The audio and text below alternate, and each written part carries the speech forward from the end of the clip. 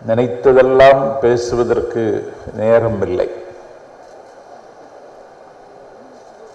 இந்த நிகழ்ச்சிக்கு நான் வர வேண்டும் என்று நான் வன்னி அரசால் அழைக்கப்பட்ட பொழுது நான் வர வேண்டும் என்பதிலே உறுதியாக இருந்தேன். என்ன காரணம் என்றால், யாரும் செய்ய முடியாத காரியத்தை செய்பவர்தான் பெரியவர். தமிழ்நாட்டு அரசியலில் யாரும் செய்ய முடியாத காரியத்தை செய்கிறவன் திருமாவளவன் என்கிற காரணத்தால் செயற்கரிய செய்கின்ற அவரை பாராட்டினால் என்னையும் நான் புதுப்பித்துக் கொள்ள முடியும் என்கிற சுயநலத்தால் இங்கே நான் வந்திருக்கிறேன்.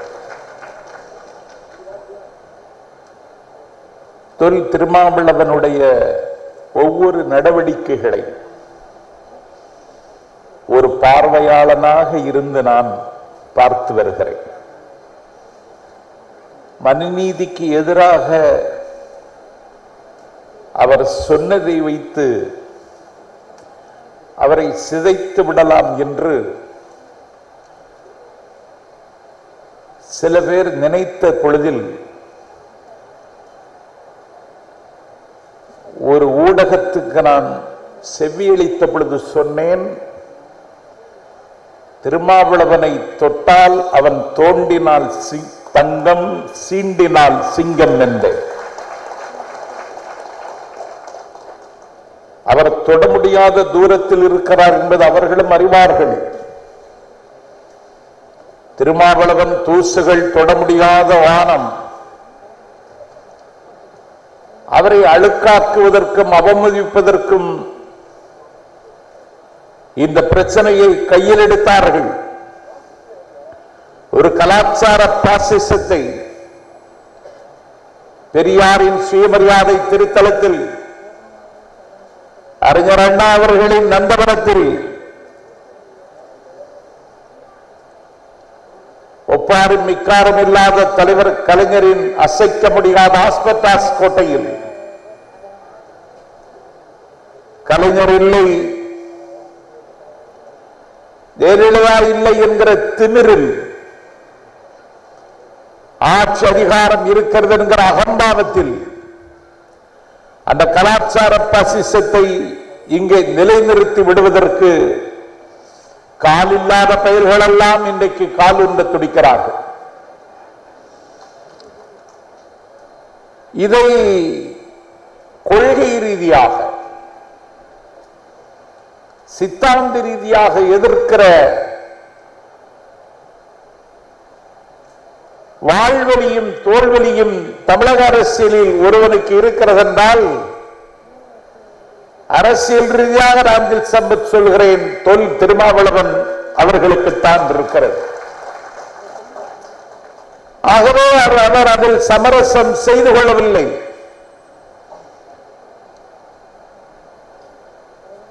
தொட்டிலில் கிடந்த பொழுது பூமி ரொண்டை பற்றி கவலைப்பட்ட எங்கள் தந்தை பெரியாரின் நினைவு நாளில் பெரியார் பன்னாட்டு அமைப்பின் சார்பில்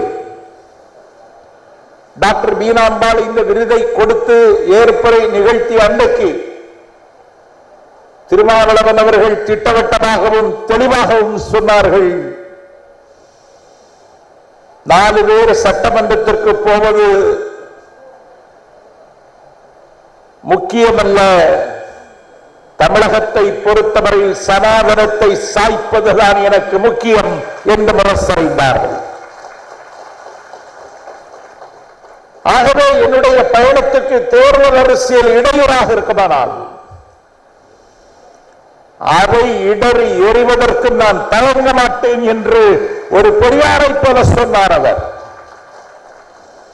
யார் பெற்ற விருது? இந்திய தேசிய காங்கிரஸ் கட்சியினுடைய தேசிய தலைவராக இருந்த சீதாராம் கேசரி பெற்ற விருது. வளரக்கூடாது என்று மறுக்கப்பட்ட மொட்டுகளுக்காகவும், தாயின் மார்பகத்தில் பால் குடிக்கக்கூடாது என்று விலக்கப்பட்ட கன்றுகளுக்காகவும் மண்டல் கமிஷனை அமல்படுத்தியதனாலே மகுடத்தை இழந்த மகத்தார தலைவர் ராஜபுத்திர குடும்பத்திலே பிறந்த விஸ்வநாத் பிரதாப் சிங் என்கிற எங்கள் முன்னாள் பிரதமர் பெற்ற விருது. யார் பெற்ற விருது? 6000 ஏக்கர் நிலம் வைத்திருந்தவர். ஆனால் ஒரு நாடுமண வேட்டியில் தமிழ்நாட்டு அரசியலில் ஒரு நாகரிகமாக நடைபோட்ட மக்கள் தலைவர் என்று கொண்டாடப்பட்ட ஜி.கே. மூப்பனார் பெற்ற விருது. யார் பெற்ற விருது? அச்சம் நீங்கிய தமிழினத்தின் ஆணிவேராய் மிச்சமிருந்த தமிழர்களின் நம்பிக்கையாயிருந்த சந்தன தமிழின் சிந்தனை ஊற்றாம் தலைவர் கலைஞர் பெற்ற விருது. யார் பெற்ற விருது? சமூக நீதித்துறையின் செயலாளராக இருந்த கிருஷ்ணன் பெற்ற விருது. யார் பெற்ற விருது? இந்தியாவில் பிரதமர் நாற்காலிகளை உற்பத்தி செய்து தருகின்ற இந்தியாவின் பெண்ணம்பரிய மாநிலம். ஆச்சார கள்ளர்களும் ஆசாட மூவலிகளும் அம்பல குடுக்கைகளும் நிறைந்த உத்தரப்பிரதேசத்திலும் ஒரு ஒடுக்கப்பட்ட சமூகத்தை சார்ந்த ஒரு பெண்மணி முதலமைச்சராக முடியும் என்று வரலாறு எழுதிய மாயாவதி பெற்ற விருதை எங்கள் எழுச்சி தமிழர் இன்றைக்கு பெற்றிருக்கிறார். இதை நீங்க கம்பேர் பண்ணி பாருங்க. சீதாராம் கேசரி, மாயாவதி, கலைஞர், விஸ்வநாத் பிரதாப் சிங், அந்த வரிசையில் இந்திய வரலாற்றில் இன்றைக்கு எங்கள் தொல் திருமாவளவனுக்கு ஒரு இடம் கிடைத்திருக்கிறது. விடுதலை சிறுத்தைகள் எந்த அளவுக்கு இதிலே நீங்கள் மகிழ்ச்சி அடைகிறீர்களோ, எங்கள் தலைவருக்கு இப்படி ஒரு விருது கிடைத்திருக்கிறது என்று நீங்கள் எந்த அளவிற்கு பெருமிதம் கொள்கிறீர்களோ, அதே மகிழ்ச்சியையும் பெருமிதத்தையும் நானும் அடைகிறேன் என்பதை பதிவு செய்வதற்காக இங்கே நான் வந்தேன். மண் சார்ந்தும் மொழி சார்ந்தும் சிந்திக்கிற தலைவர், சூரியங்களுக்கு சுகங்களுக்கு அனுபவராத சூரிய பெருந்தாக இருக்கிற தலைவர், ஆசாபாசங்களுக்கு அடிபணியாதவர், அரசு பதவியை அலுவல் போரால் போகட்டும், சலுகை போரால் போகட்டும், தலைமுறை கோடி கொண்ட என் தமிழ் விடோரையாகட்டும் என்று அரசு உத்தியோகத்தை தூக்கி தூர எறிந்துவிட்டு களத்துக்கு வந்தவர். கல்யாணத்தை பற்றி கவலைப்படாதவர். சாமியார்கள் எல்லாம் மாமியார் வீட்டுக்கு போகிற இந்த நாளில் இப்படி ஒரு தலைவர் தமிழர்களுக்கு கிடைத்திருக்கிறார். தமிழர்களுக்கு மிகப்பெரிய குறையே கொண்டாட வேண்டியவர்களை கொண்டாட வேண்டிய நேரத்தில் கொண்டாட மாட்டார்கள். அதை மகளிர் அமைப்பு கொண்டாடுகிறது. இந்த கொண்டாட்டத்தில் நானும் ஒரு புள்ளியாக இணைத்துக் கொள்ளுகிறேன் என்கிற மகிழ்ச்சியில் வந்தேன். நான் அவர் செய்கிற நல்ல காரியங்களை எல்லாம் நான் அவ்வப்பொழுது பதிவிட்டிருக்கிறேன். இதுவரைக்கும் நான் அவரிடத்தில் தொலைபேசியில் கூட தொடர்பு கொண்டதில்லை. அது தேவையும் இல்லை என்று கருதுகிறவன் நான். ஒப்புக்காகவும் யாரையோ திருப்திப்படுத்த வேண்டும் என்பதற்காகவும் பேசுகிற பழக்கம் எனக்கு இல்லை. புணர்ச்சி பழகுதல் இரண்டாவாம், உணர்ச்சிதான் நட்பாம் கிழமை தரும் என்ற திருக்குறளை நெஞ்சில் சுமந்து கொண்டு இப்படி ஒரு தலைவன் தமிழ்நாட்டில் உறக்கமில்லாமல் உழைக்கிறான். ஊரூராக சுற்றி வருகிறான். ஆண்டவனின் பெயரால், ஆதிக்கத்தின் பெயரால் எழுத்தப்பட்ட மக்களினுடைய விடுதலையை முன்மொழிகிறான். ஆதிக்கங்களை கண்டு அஞ்சாமல் அவன் சமரிடுகிறான்.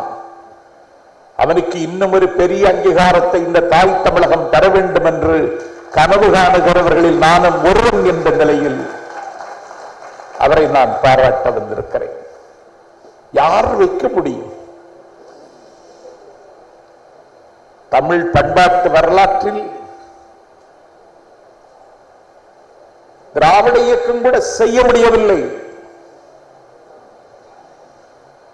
தமிழ் இயக்கம் கூட சாதிக்கவில்லை. தமிழ் இயக்கத்தின் தகுதி மிகுந்த தலைவர் விஐடி பல்கலைக்கழகத்தினுடைய வேந்தர் வர்மா, அண்ணாவின் தம்பி விஸ்வநாதன் அவர்கள் தமிழ் பெயர் சூட்டுங்கள் என்று சொல்லி இன்றைக்கு தமிழ் பெயர்கள் கொண்ட ஒரு புத்தகத்தை தரணிக்கு தந்திருக்கிறார்கள். உள்ளத்துக்கும் உதட்டுக்கும் இட்டு நிரப்ப முடியாத இடைவெளி வைத்திருக்கக்கூடிய தலைவர்களுக்கு மத்தியில் தமிழ் இயக்கம் செய்ய முடியாததை, நான் சார்ந்திருக்கிற திராவிட இயக்கம் சாதிக்க முடியாததை தன்னுடைய கட்சி சகாக்களுக்கு தமிழ் பெயரை சூட்டியவன் திருமாவளவன். அப்பன் பெயரையே மாற்றியவன்.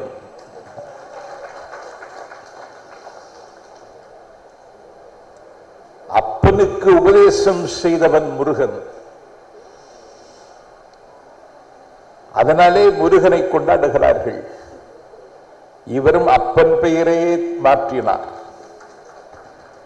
யாருக்கு வரும் இந்த மனப்பான்மை? அவருக்கு வந்தது. அவருடைய பிறந்த நாளுக்கு அறிவித்தார், நாடு முழுக்க 1,00,000 பனை மரங்களை நடுங்கள் என்றார். பனை மரம்தான் எங்கள் மரம். பண்பாட்டின் வழி என்று சிந்திக்கிறார். 1,00,000 பனை மரங்களை நடுங்கள் என்றார். ஜக்கிகள் சொல்வான், நடமாட்டான். ஆனால் தன்னுடைய சகாக்களை வைத்துக் கொண்டு நாடு முழுக்க நட்டார். ஒரு மிகப்பெரிய சீர்திருத்தம் இந்த மண்ணில் செய்ய வேண்டியது இருக்கிறது. அரசியலை தாண்டி நாங்கள் சம்பத் சிந்திக்கிறேன். வன்னிரட்டு சூழ்ந்திருக்கிறது. எங்கள் வானம் கருத்திருக்கிறது. எல்லா உரிமைகளையும் நாம் இன்றைக்கு இழந்து நிற்கிறோம். இதனை ஒரு பழிவாங்கும் போக்கும் பகை உணர்ச்சியும் கொண்ட அரசியலை தாண்டி இந்த மண்ணை மகத்துவம் உள்ளதாக மாற்றுவதற்கு, இந்த மண் பொன்னாக மின்னுவதற்கு, பூவாக மலர்வதற்கு, புதிய கவியாக சிறப்பதற்கு ஒரு தலைவன் தேவைப்படுகிறான் என்றால் அந்த இடத்தை இட்டு நிரப்புகிற தலைவராக திருமாவளவன் இன்றைக்கு இயங்கிக் கொண்டிருக்கிறார். அவருடைய இயக்கம் வெற்றி நடை போட வேண்டும். அவர் எதிர்பார்ப்பதெல்லாம் நிறைவேற வேண்டும். இன்றைக்கு மனுநீதியை பற்றி பேசினால் சண்டைக்கு வருகிறார்கள். மனுநீதியை பற்றி அது ஏற்கத்தக்கதல்ல என்று நான் பேசுகிறேன். அது ஏற்க வேண்டும் என்று சனாதன கூட்டத்திலிருந்து ஒருவன் பேச வேண்டும். ஒரே மேடையில் பேசலாம். சனாதன கூட்டத்தில் ஒரு ஆண்மகன் இருந்தால், ஒரு அப்பனுக்கு பிறந்தவன் இருந்தால் இந்த சவாலை ஏற்றுக்கொள்ள வேண்டும். மனு தர்மத்திற்கு எதிரான விமர்சனம் பெரியாருக்கு முன்னாலேயே இந்த மண்ணில் தொடங்கப்பட்டது. மனோன்மணியும் சுந்தரம் பிள்ளை தமிழிலக்கிய வரலாற்றில் ஒரு மகத்தான நாடக நூலை தந்த பேரறிஞர், தமிழில் ஆழங்கால் பட்டவர், முத்தமிழ் துறையில் முறைவேறிய வித்தகப் பெருமான் மனோன்மணியும் சுந்தரம் பிள்ளை அன்றைக்கே சொன்னார், இது ஒரு குலத்துக்கு ஒரு நீதி பேசுவது என்று. வள்ளுவன் செய் திருக்குறளை மறுவர நன்கு உணர்ந்தோர்கள் உள்ளவராதி ஒரு குலத்துக்கு ஒரு நீதி என்று கேட்டார். அன்றைக்கு உனக்கு ஆத்திரம் வரவில்லை? மராட்டிய மண்டலத்தில் மகரில் தன் சகாக்களை அழைத்துக் கொண்டு வந்து அன்றைக்கு மனநீதியை தீப்பட்டு கொளுக்கிறார் பாபா சாஹிப் அம்பேத்கர். அன்றைக்கு உனக்கு ஆத்திரம் வரவில்லை?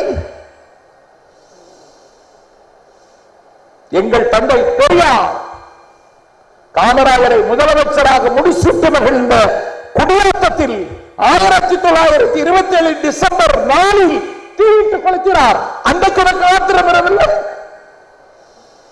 திராவிடர் கழகம் அந்த கடமையை சத்தமில்லாமல் செய்து வருகிறது. ஆத்திரம் வரவில்லை? எங்கள் திருமாவளவன் பேசினால் மட்டும் உனக்கு ஆத்திரம் வருகிறது என்றால் அவர் தலைவராகிவிட்டார் என்பதற்கு இதுதான் சரியான அடையாளம். அதை நியாயப்படுத்த உன்னால் முடியுமா? என்னவெல்லாமோ வேடம் போட்டு பார்க்கிறீர்கள். இப்பொழுது முருகனை பிடித்துக் கொண்டு தூங்குகிறார்கள். முருகன் என்ன உங்க பூத்தி அஜெண்டா வரப்போறானா? என்னடா இது? முருகன் அப்படி ஒரு கட்சியை ஆதரிக்க வேண்டும் என்று முடிவெடுத்தாலும் அவன் எங்களைத்தான் ஆதரிப்பான். புராண ரீதியாக நாங்கள் சம்பத்து சொல்லுகிறேன். முதலாக தனிநாடு கேட்டவன் முருகன். அன்றைக்கு ஒரு மாங்கனியை கொண்டு வந்து பிரச்சனையை உருவாக்கினான் நாரதர். அவன் அன்றைக்கு இருந்த குருமூர்த்தி. யாருக்கு கொடுப்பது? ஒரு மாங்கனி, 2 பிள்ளைகள், யாருக்கு கொடுப்பது? சிவபெருமானுக்கே சிரமம் ஏற்பட்டது. அவன் மனைவியிடத்தில் ஆலோசனை கேட்டான். அவள் சொன்னான், உலகத்தை சுற்றி வருகிறவனுக்கு கொடி என்று. உலகத்தை சுற்றுகிறவர்களுக்கு மாங்கனி கிடைக்கும் என்றால் தன்னுடைய மயில் வாகனத்தின் மீது ஏறி உலகம் முழுவதும் சுற்றினான் Murugan. New York, Washington, Moscow, Melbourne, Paris, Kuala Lumpur, Singapore என்று உலகம் முழுவதும் சுற்றினான். உலகம் முழுவதும் சுற்றி இழைத்து களைத்து கருத்து சிறுத்து மெலிந்து நலிந்து வந்து உலகமெல்லாம் சுற்றிவிட்டேன், எனக்கு மாங்கனியை தாருங்கள் என்று கேட்டான் முருகன். அப்பொழுதுதான் மனுவர்மன் சொன்னது, தந்தை தாயை சுற்றினாலும் உலகம் சுற்றியதற்கு சமம் என்ற அடிப்படையில் கணபதிக்கு கொடுத்து விட்டு வந்தார்கள். அப்படி என்றால் இதை ஏற்க முடியாது, இதை நான் ஒப்புக்கொள்ள மாட்டேன், உங்கள் சட்டமும் உங்கள் சாஸ்திரமும் என்னால் ஏற்க முடியாது. ஆகவே நான் உங்களை விட்டு விடுதலை விரும்புகிறேன், நான் விடுதலையை நேசிக்கிறேன். என்னை விரும்புகிறவர்கள் குன்றிருக்கும் இடத்திற்கு வாருங்கள், அங்கே இந்த குமரன் குடியிருப்பான் என்று முதலாக நாடு கேட்டவன் முருகன் என்றால், முருகனை நேசிக்கிறவர்கள் எங்களைத்தான் ஒப்புக்கொள்வார்களை தவிர உங்களையா ஒப்புக்கொள்வார்கள்? உனக்கு ஏதாவது தெரியுமா முருகனை பற்றி? இது என்ன மலிவான அரசியல்?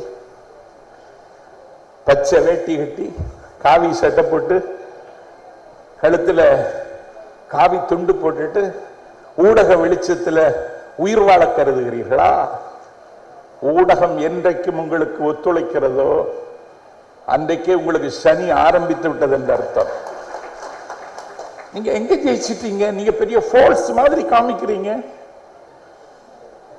நீங்க பெரிய ஃபோர்ஸா? காஷ்மீரில் உங்கள் நிலைமை என்ன? காஷ்மீரில் நடைபெற்ற உள்ளாட்சி மன்ற தேர்தலில் குல்பக்கர் கூட்டணி வாகை சூடி இருக்கிறது. உங்கள் கேந்திரம் நாக்பூர், அங்கே வாகை சூடினீர்களா? தோற்றூர்கள் நாக்பூரில். ஹைதராபாத் ஒரு பிரதமர் இந்த அளவிற்கு கீழே இறங்கக்கூடாது. 130 கோடி மக்கள் வாழுகிற ஒரு நாட்டை பரிபாலிக்கிற பிரதமர் கேவலம் அந்த மாநிலத்தின் முதலமைச்சருக்கே தெரியாமல் ஹைதராபாத்துக்கு வருகிறார் உள்ளாட்சி மன்ற தேர்தலில் பிரச்சாரம் செய்ய. இந்தியாவினுடைய உள்துறை அமைச்சர் அவன் தான் இப்பொழுது அவதார புருஷன். அவர் வருகிறார். உத்தரப்பிரதேசத்தின் முதலமைச்சர் வருகிறார். வெற்றி பெற்றீர்களா? இல்லை. நாடு முழுக்க ராஜஸ்தானில் தோற்றீர்கள், கேரளாவில் தோற்றீர்கள், எல்லா இடங்களிலும் தோற்றுக்கொண்டே வருகிறீர்கள். எந்த ஊடகமும் அதை செய்தியாக்குவதில்லை. எந்த பத்திரிகையும் பார்த்து அதை தெரிந்து கொள்ள என்னை போன்றவர்களுக்கே முடியவில்லை. ஆகவே வல்லாதிக்கத்தை வீழ்த்த வேண்டும் என்று மக்கள் முடிவெடுத்து விட்டார்கள். வல்லாதிக்கம் அடிபட்டு கீழே விழப்போகிறது.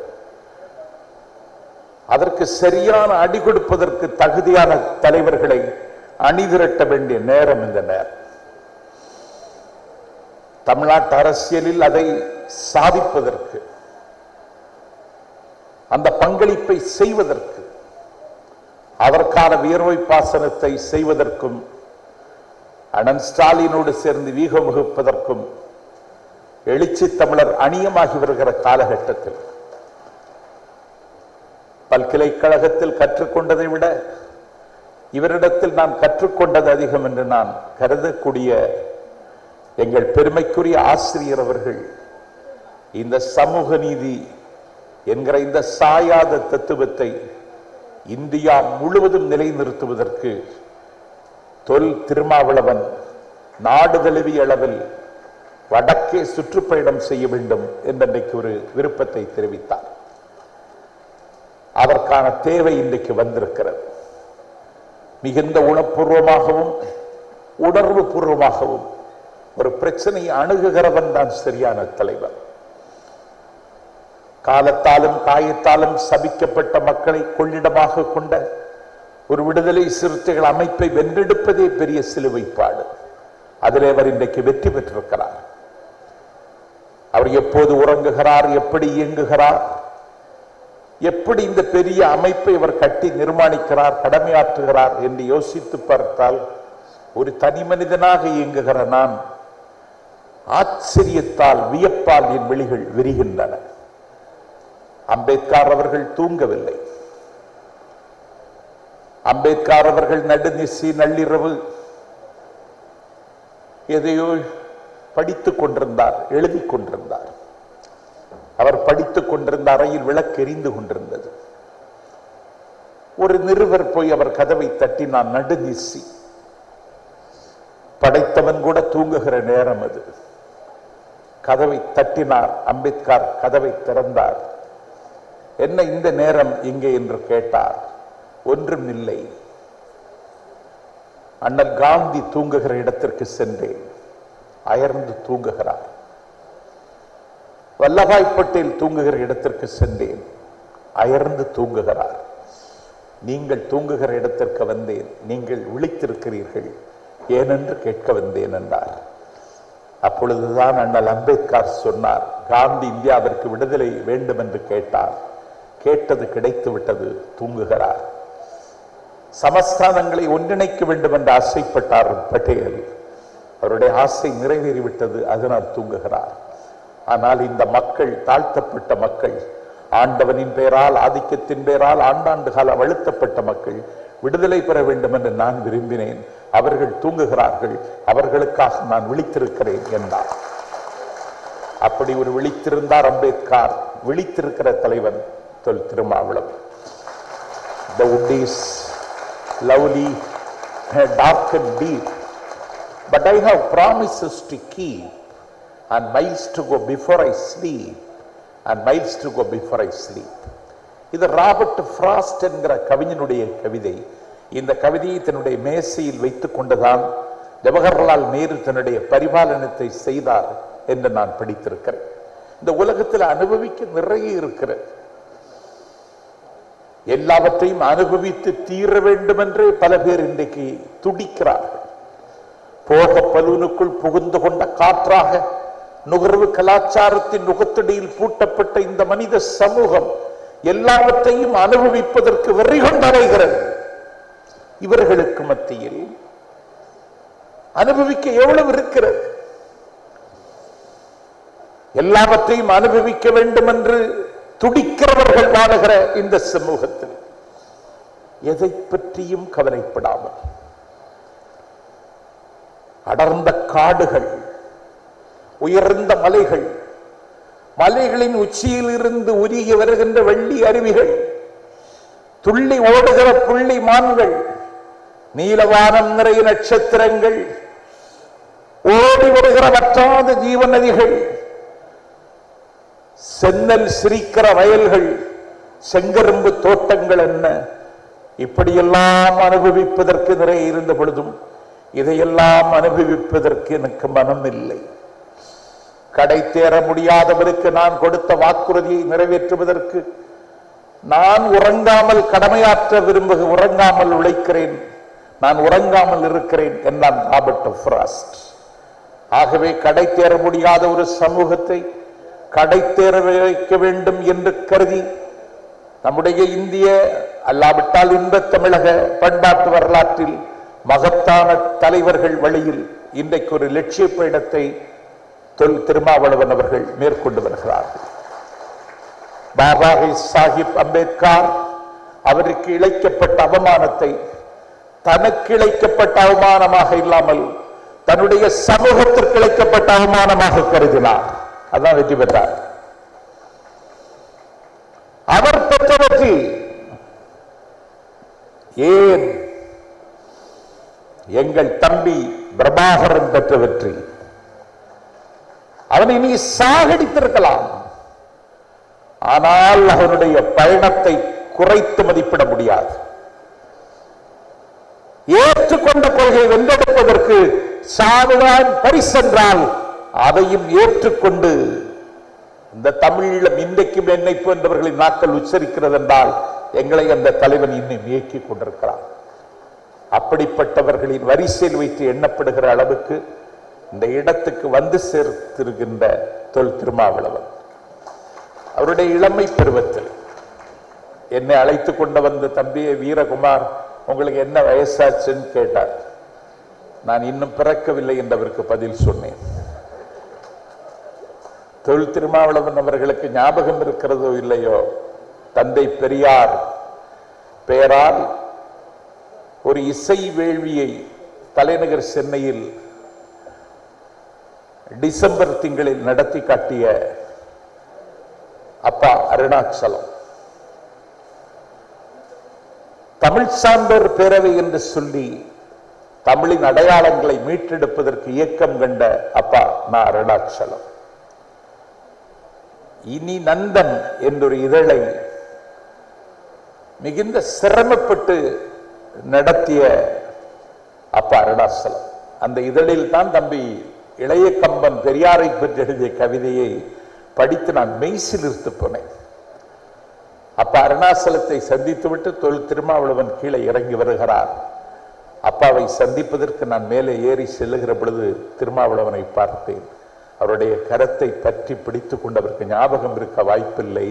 நான் சொன்னேன், உங்களை போன்றவர்களுக்கு உரிய அங்கீகாரம் கிடைக்கிற நாள் தான் என் விலங்குகள் நொறுங்குகிற நாள் என்று நான் சொன்னேன். இன்றைக்கும் அதை நான் உங்களுக்கு நினைவு கூறுகிறேன். விலங்குகள் நொறுங்கவும் விடுதலை கிடைக்கவும் ஒரு சமருக்கு தலைமை தாங்குகிற நீங்கள், ஆடு எல்லாவற்றுக்கும் தலையாட்டும், ஆனால் தலையாட்டி எனக்கு பழக்கம் இல்லை, அதனால் தான் ஆடுகளை கொன்று விடுகிறார்கள். நான் சிங்கம் என்பதை தன்னுடைய பயணத்தில் நிரூபித்து வந்து இன்றைக்கு வாகை சூடி ஒரு மிகப்பெரிய விருது, ஒரு பல்கலைக்கழகம் தருகிற விருதை காட்டிலும் மகத்தான விருது இந்த விருது. இன்னொன்னு சொல்லட்டா, நீ தருகிற பத்மபூஷன் விருதை விட உயர்ந்த விருது. தேசிய அளவில் நீ தருகிற விருதை காட்டிலும் பெரியார் பன்னாட்டு அமைப்பு சமூக நீதி வீரமணி விருதை எங்கள் தொல் திருமாவளவனுக்கு தந்திருக்கிறது என்றால் வரலாறு அவரை இன்றைக்கு பொன்னெழுத்துக்களால் அலங்கரிக்கிறது. அவரை எல்லோரும் பாராட்டி பேசினார்கள், வாழ்த்தினார்கள். நானும் அவரை பாராட்டுகிறேன், வாழ்த்துகிறேன். உங்களுக்கு என்ன பரிசு தருவது என்று நான் யோசிக்கிறேன். நான் கொஞ்சம் என்னுடைய நிலைமை ரொம்ப மோசம், ஆனாலும் உங்களுக்கு பரிசு தர வேண்டும். பரிசு கொடுப்பது என்பது நம்முடைய மரபு. அன்றைக்கு தமிழ் வளர்த்த ஔவையை பாராட்டி அவளுக்கு பரிசு கொடுக்க வேண்டும் என்று அதிகமான சக்கரவர்த்தி விரும்பினான். அதற்காகவே மந்திரி சபையை கூட்டினான். என்ன பரிசு கொடுக்கலாம் என்று அமைச்சர்களிடத்தில் கேட்டான். ஒரு அமைச்சர் சொன்னான், டிஎன்பிஎஸ்சி சேர்மன் ஆக்கி விடலாம் என்று. ஒரு அமைச்சர் சொன்னான், டெல்லி அரசின் சிறப்பு பிரதிநிதி ஆக்கி விடலாம் என்று. எந்த பரிசும் மன்னன் அதிகமானுக்கு நிறைவு தரவில்லை. அவன் சொன்னான், நம்முடைய நாட்டில் இந்த தகடூரில் மலையின் உச்சியில் 12 ஆண்டுகளுக்கு ஒரு முறை பூத்து குலுங்கக்கூடிய குறிஞ்சி மலரை போல் எப்போதாவது ஒரு முறை காய்த்து கனியக்கூடிய சாவாத வரத்தை தருகிற நெல்லிக்கனி, அதை அந்த மலைக்கு சென்று வனவிலங்குகளின் வேட்டைக்கு தப்பி என்ன சிரமப்பட்டாவது, சிலுவைப்பாடுகளை சுமந்தாவது அந்த கனியை கொண்டு வந்து அவ்வைக்கு கொடுத்தால் அவள் 100,000 செய்வாள், தமிழ் 100,000 ஆண்டு காலம் வாழும். அந்த கனியை கொண்டு வரலாம் என்று முடிவெடுத்தான் மன்னன். டெண்டர் விட்ட பொழுது எவனும் எடுக்கவில்லை. மன்னனே முடிவெடுத்தான், நானே போகிறேன் என்று. கொற்றத்த விசில் கோலேந்திய மன்னனே அன்றைக்கு காட்டுக்கு சென்றான், மலைக்கு சென்றான். வனவிலங்குகளின் வேட்டைகளுக்கெல்லாம் ஈடு கொடுத்து கொண்ட அந்த மரத்தை கண்டறிந்து சாவா வரம் தரக்கூடிய நெல்லிக்கனியை அரண்மனைக்கு கொண்டு வந்து அவ்வைக்கு அன்றைக்கு கொடுத்தான். அவ்வைக்கு நீ 100,000 செய்ய வேண்டுமானால் நீ 100,000 ஆண்டுகள் வாழ வேண்டும் என்பதற்காக தருகிறேன் என்று நெகிழ்ந்து மகிழ்ந்து அந்த கனியை அதிகமாக அன்றைக்கு அவ்வைக்கு கொடுத்தான். அவ்வை சொன்னாள், இந்த கனியை நீ சாப்பிட்டாலும் 100 ஆண்டுகள் வாழ்ந்திருப்பாய், ஆனால் சாதல் மரணத்தை உனக்குள்ளே அடக்கி கொண்டு சாதல் நின்னகத்தடக்கி வாழ்தல் வேண்டி எனக்கு ஈந்தனையே என்றாள் அவ்வை. ஆகவே நீ நீலமணிமிடற்று ஒருவன் போல மன்னுக பொறுமணியே, வரம்பட வாய்வாழ் ஏந்தி ஒன்னார் கடம்பட கடந்த களற்றடித்தடக்கை அப்படின்னு வரும் புறநானூற்றில். அது மாதிரி ஒரு நெல்லிக்கனியை உங்களுக்கு தரலாம் என்று நான் நினைத்தாலும் எல்லா மரங்களும் வெட்டப்பட்டு விட்டன, தருவதற்கு வாய்ப்பில்லை. பாரியாக இருந்திருந்தால் உங்களுக்கு பல்லக்கு தேரியானை பரிசளித்திருப்பேன், வாய்ப்பில்லை.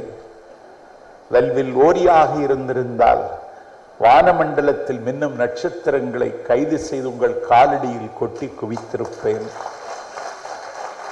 குமணனாக இருந்தால் என்னுடைய தலையை விலைக்கு கொடுத்து, இப்பொழுதும் என்னுடைய தலையை கேட்கிறார்கள், விலை தர மாட்டேன் என்கிறார்கள். என்னுடைய தலையை விலைக்கு கொடுத்து உங்களுக்கு பரிசு தந்திருப்பேன். என்னிடத்தில் இருப்பது தமிழ் ஒன்றுதான் என்கிற காரணத்தால் தமிழைப் போல வாழுங்கள். இந்த இனம் தலை நிமிருவதற்கு திட்டங்களை தந்து உங்களுடைய பயணத்தில் ஒரு களைப்பும் அலுப்பும் சலிப்பும் சோர்வும் எந்த நாளும் அண்டாமல் உங்கள் பயணம் வெற்றிகரமாக அமைய வேண்டும். உங்கள் வெற்றிக்கும் பெற்றிக்கும் எப்போது உதவ வேண்டும் என்றாலும் நான் தயார் என சொல்லி இந்த வசந்த வாய்ப்பிற்கு நன்றி சொல்லி, காலம் அனுமதிக்கவில்லை, அதனால் கோலம் முடிகிறது. நன்றி, வணக்கம்.